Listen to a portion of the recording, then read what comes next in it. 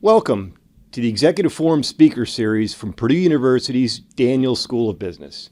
I'm your host, Dave Randich, and I'm a lecturer here at the Daniels School, teaching undergrads on the West Lafayette campus. Executive Forum brings students and industry leaders together. Our speakers inspire our students and the public with insights on trends in their industry and guidance for students as they develop their business leadership skills. Today we welcome Dan Peterson, a vice president with Cook Group.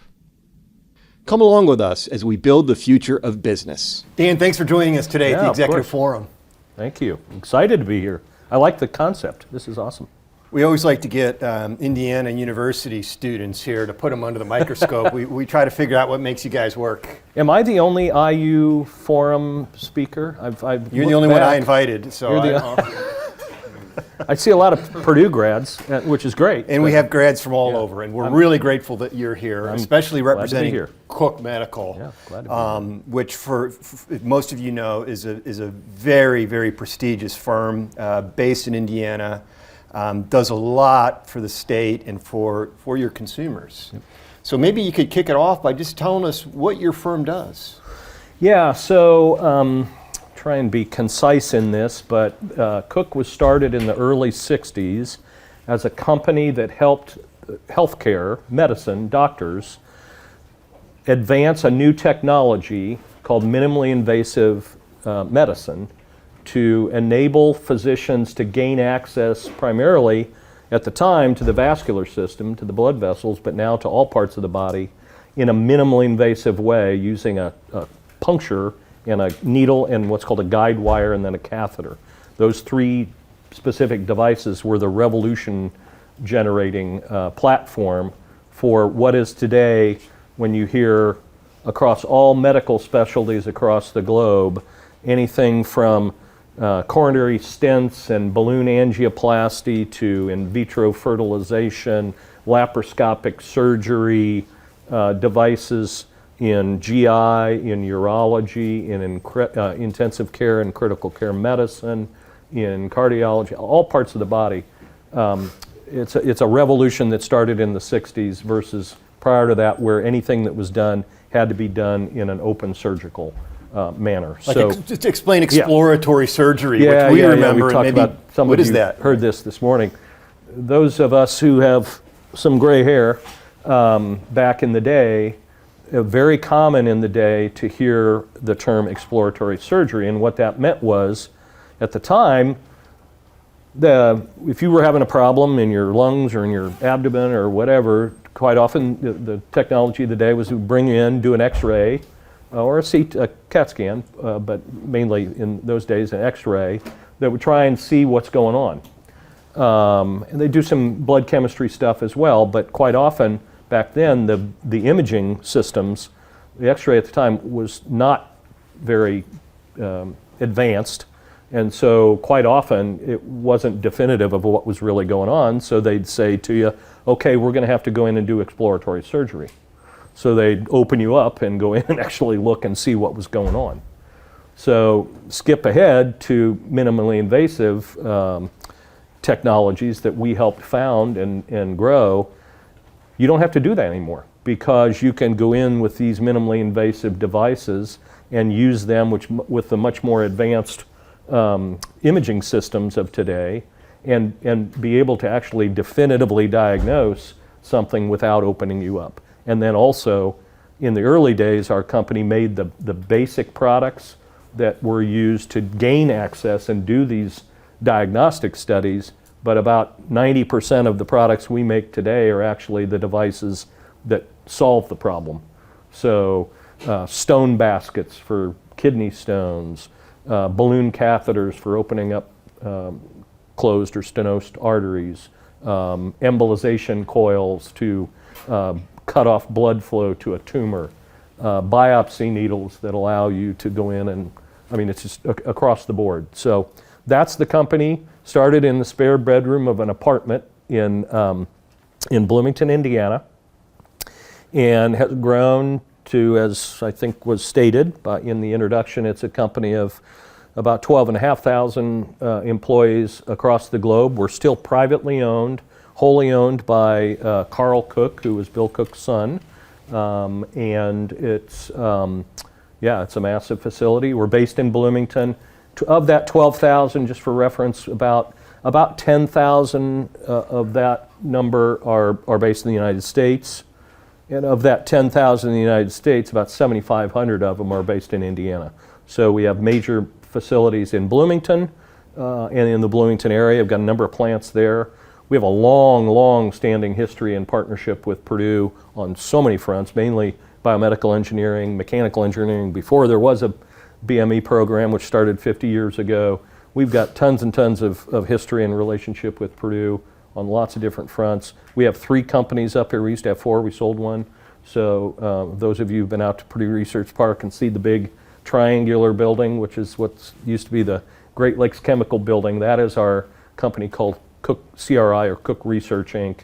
It's 250 or so. Out by the Walmart. 250 or so people that are mostly scientists, regulatory experts, masters, PhDs, MDs. They do all of the advanced testing and development, and they run the actual operational aspects of our clinical trials across the globe. So really fascinating company. They have a ton of Purdue grads, mostly scientists, data scientists, all sorts of things. So, and Dan, excuse me, you mentioned how important Indiana is to the medical device industry. Maybe you could expand on that. Yeah, and we didn't talk about this last night, but I was talking earlier with some folks about it. It's a little known, it's not as well known as it should be, that Indiana is an unbelievable powerhouse in all life sciences. So Indiana is the #1 exporting life sciences state in the country, not per capita, total. So more than California. More than California, more than Minnesota, more than New Jersey, more than Massachusetts, more than North Carolina, which are other big hotbed areas. We're #1. Now, Lilly's a big part of that, obviously, and the pharmaceutical industry is a big part of that.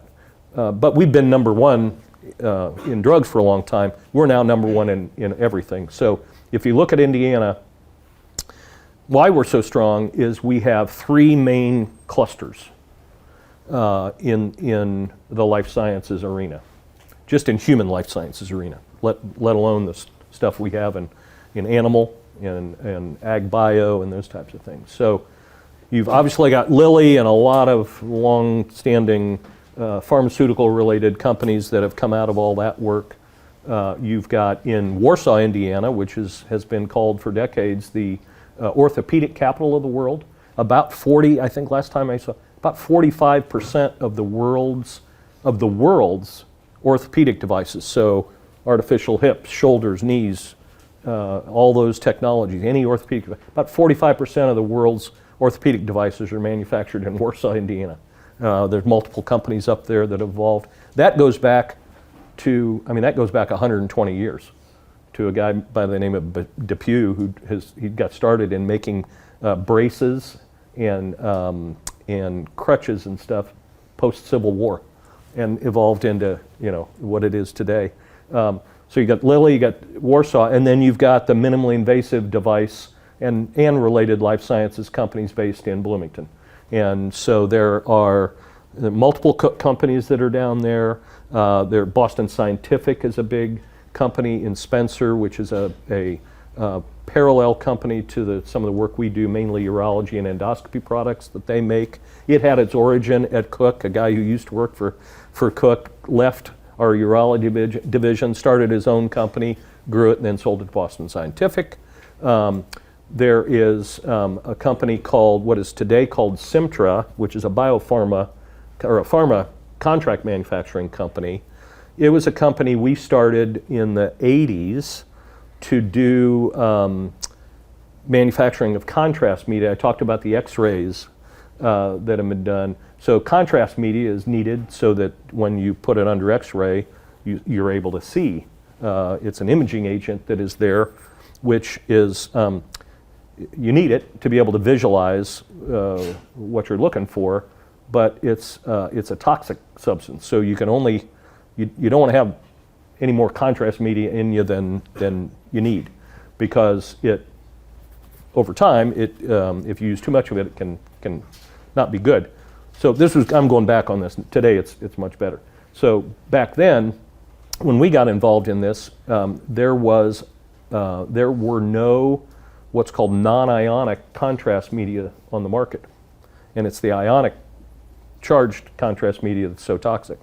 So Bill Cook said, in partnership with some of the early clinical leaders that helped him start the company, said, I'm going to solve this problem, and spent 20 years basically finding a molecule, which we eventually found in California, and built a company around it to develop and manufacture non-ionic contrast media. We ended up getting it on the market. We drove the price of contrast media down by doing this because it's so much easier and cheaper to make. It changed the industry.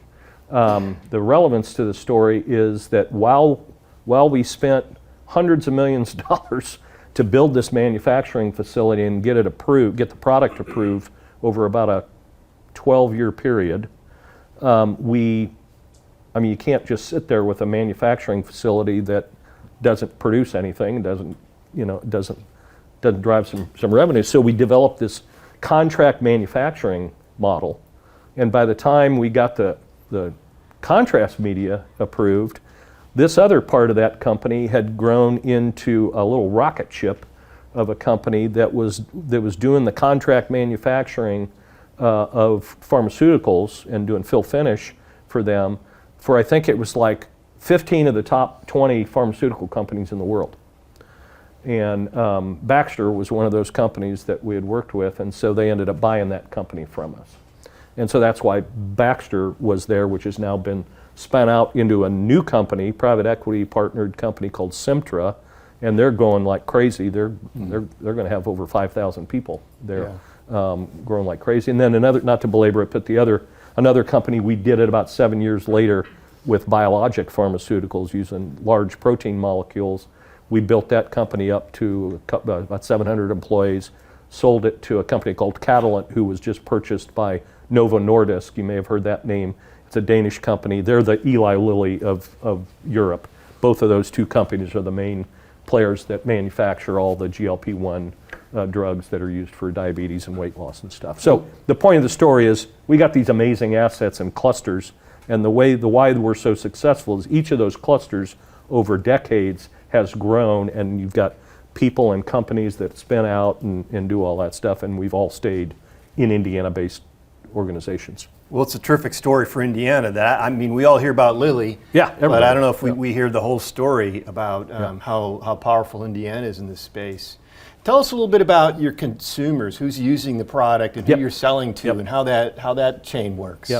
Yeah, so life sciences products in different parts of it are different they're different in how they're regulated, and they're different in how they're sold to consumers and to users. So the device industry, our company, we sell directly to hospitals and clinics. So there's no direct to consumer for the types of products that we need. Obviously, you're not going to, perform a balloon catheter. I can't go buy a heart on stent yourself. Yeah. So we deal with hospital customers all over the globe. And so the value proposition, if you will, to our customers is to provide them products that show that they are, help them deliver the highest quality of care at the lowest possible cost. And in our case, in minimally invasive medicine, part of that lower cost and higher outcome also comes in the fact that since it's not open surgical work, you're out of the hospital a lot quicker. You heal a lot quicker. And so our job is to develop and design and develop and prove out and get approved and market products that improve the standard of care across the globe. And the value chain or the value proposition is always that balance of best technology, best clinical outcome, but in today's world especially balanced against the horrible, challenging cost pressures that are on hospitals and healthcare providers for a variety of reasons, especially post-COVID, mainly because the cost of labor has just gone through the roof for a lot of those reasons. So we sell to consumers. we sell to hospitals. We advertise and promote mainly through trade meetings, dedicated healthcare supply chain communications. We do a lot of online, we do a lot of virtual, we do a lot of all the technical practices that are used, across lots of industries. We do that, but it's mainly focused on the healthcare marketplace, not to consumers. We don't advertise in a sense. The drug industry, I think this is one thing we talked about last night. Pharmaceutical industry and biopharma industry, as you know, you can't watch TV without seeing ads for drugs for all sorts of things. And that didn't used to be the case. I forget what year it was. I meant to look that up. But years ago, you were not able to do direct-to-consumer marketing and promotion for medical products, including pharmaceuticals. Personal opinion, this is not a Cook opinion, my personal opinion is it was one of the worst decisions ever made because it's driven up the competition and the spend from a marketing standpoint. There's so many billions of dollars are spent to promote these products to consumers who quite often, this is me, editorial, okay? But often to a consumer who doesn't have the technical knowledge to understand why that drug is better than this drug, but it pushes them towards, then they talk to their doc, and I want this, or I want this. I'm not sure, I think it's just driven a lot of cost into the healthcare system at a time when it needs to be driven the other way. So again, editorial comment, it's just different between pharma and device. Well, it's great that you touch on some of the trends we read about the escalating healthcare costs, and you mentioned the cost of scarce labor, nurses, doctors, technicians, and then all the advertising that's going into drugs. It sounds like there's some things we can work on. Regulatory costs, all those things. Yeah, it's a regulated industries that, they're great. It needs to be regulation, but it's an expensive business model and business to be in when you're in a regulated industry. It's an additional layer of work. Again, it's appropriate. But so with external and government affairs in your title, you're in the middle of all that. We most of us probably don't understand what goes into a job like yours. Can you tell us about a day in the life? What do you do over there? Probably different every day? Every day is different. Some days it feels, and let me explain. So I can use Cook as an example of what we do on the government side. Not every company does it the same way. We're a private company, so we do it. We have the ability to do it with a long-term vision, and when we deal, every company I think in healthcare is well-intended. Patients are first, so that's ultimately at the core of what they do. But different companies do things different ways in trying to deal with policymakers and regulators on what they want to have happen. We are very patient-centric. We've been doing it for 50 years, going out there and having a direct relationship with our regulators, with our government affairs, or with our government officials, the legislators, their staffers, et cetera. It's typically the staffers that are the ones that you're talking to about various bills. So it's a very hands-on, it's a very education-focused thing, making sure they understand the technologies and the impact on patients, impact on healthcare, why this decision could be bad for patients here, and we stay very focused on patients and what we do and how we do it. So our company, we have 5 people on our team that focus on state, federal, and global public policy and regulatory policy. That's a small number, but we work in partnership with our big trade associations. So in the device industry, there's 2 of them. One's called AdvaMed, one's called MDMA. They represent, AdvaMed's the big companies, MDMA's typically the smaller companies. And we work with them on the various issues that are coming before Congress or coming before the EU, and et cetera, et cetera. So each of us on the team are part of the development of the overall global regulatory strategy, but then each of us has our own swim lane in what we do. And then in addition, each one of us is specialized in a certain subject area so that we don't all have to try and be experts on everything. So, as an example, I'm not sure I would have signed up for this when I did, but I'm the AI policy guy for us.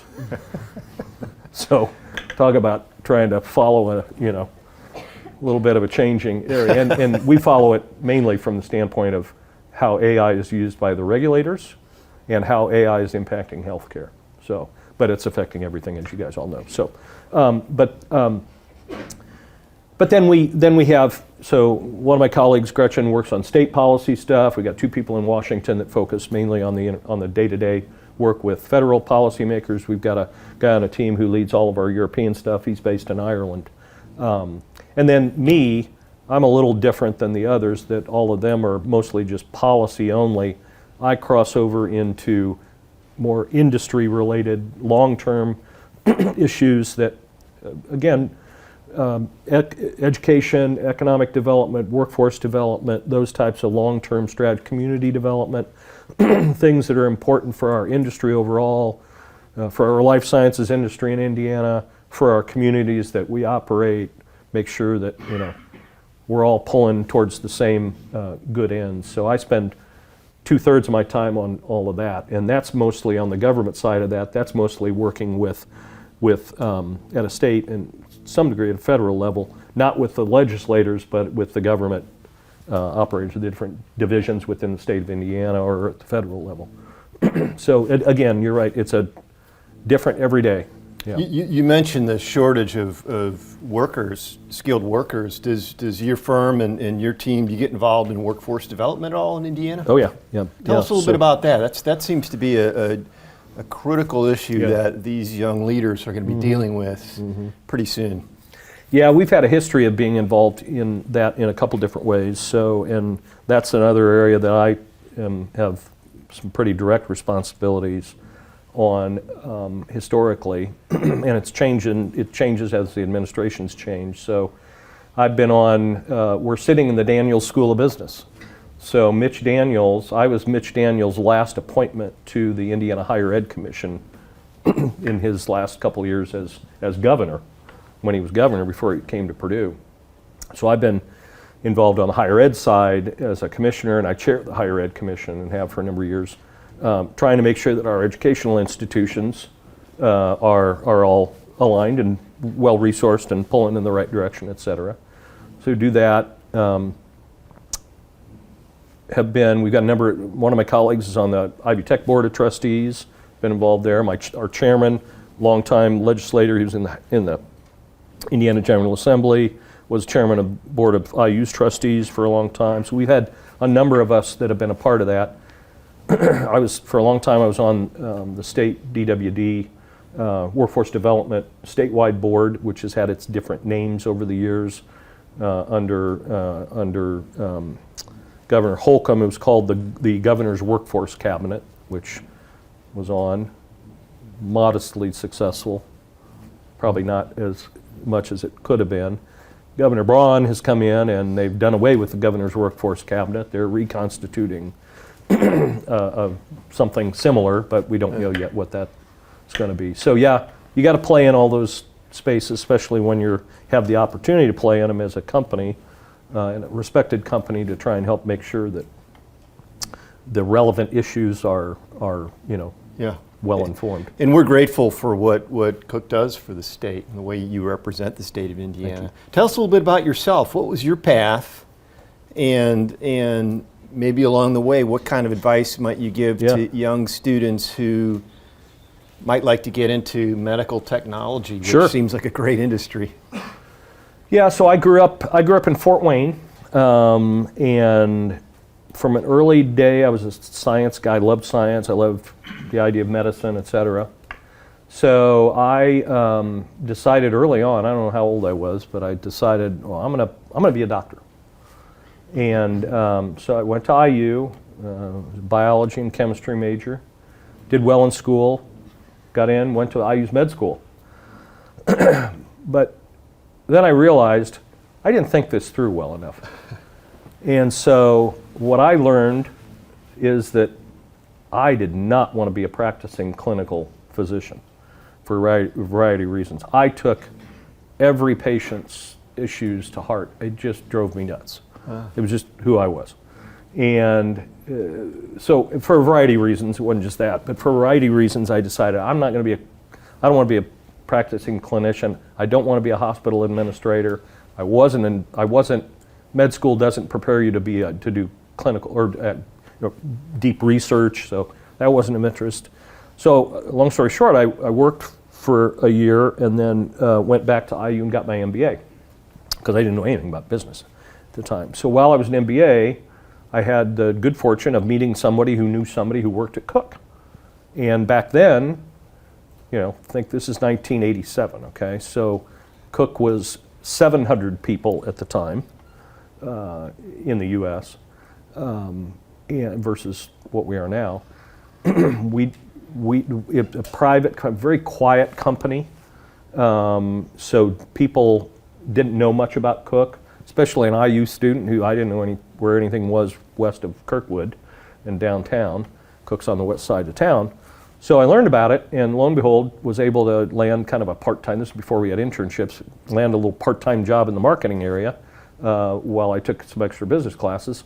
Long story short, I got to meet a few people, including the president at the time. She said, well, come back, talk to us if you want, if you're interested. I did, and so I've been there for 37 years doing a lot of different things. I think the maybe a relevance to your question, number one, I just had this discussion, was it with you or someone here recently, about the value of what we're trying to do in secondary education, in particular in Indiana, with focusing much more on the importance of career advising, career pathways, exposing kids more to job opportunities, career opportunities, pushing more for work-based learning opportunities and apprenticeships and internships and all these different things. And the discussion I was having with someone, they said, well, that's all well and good, but you don't want to get a kid channeled into something too early without having the ability to explore. And I said, well, yeah, the counter argument to that is, though, if I get more exposed to kind of the broader areas of interest, I might early on be able to get a feel for, hey, I think the whole healthcare space sounds interesting, and then I can figure out, and as I keep going, learn there's a whole slew of ways to be involved in healthcare. And my story is one of, I decided I didn't want to be in the direct delivery of patient healthcare, but I want to be in the industry, and I can do it in a different way. And so my argument back to who I was talking, I know it was Todd. I was talking to him. I said, yeah, but if they've changed the diplomas in Indiana to this new diploma model, which includes a lot of career stuff in it.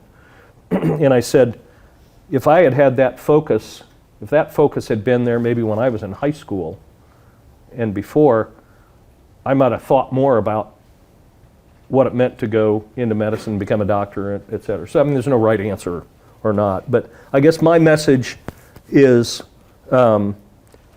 think hard as you're able and as early as you're able about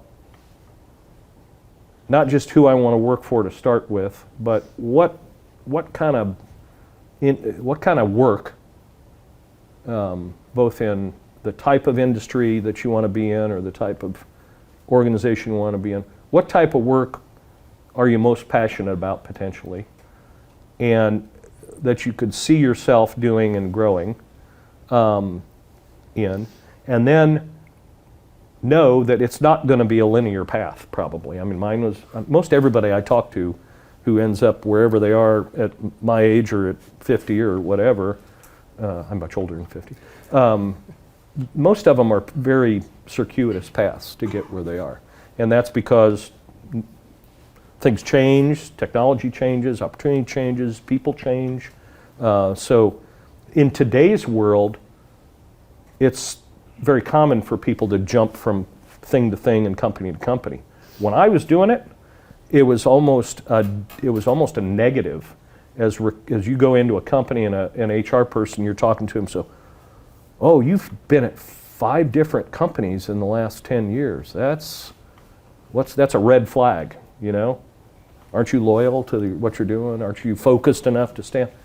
In today's world, that's not the case typically. I mean, so I guess I say that to say, if I were to do it over, and what I've told my kids is find an area that you think is of interest to you, get into it in whatever way you can, and get with an organization that you believe in and that has the type of values you want to have and that has the type of culture that you have, and see where it takes you. And it may not work out.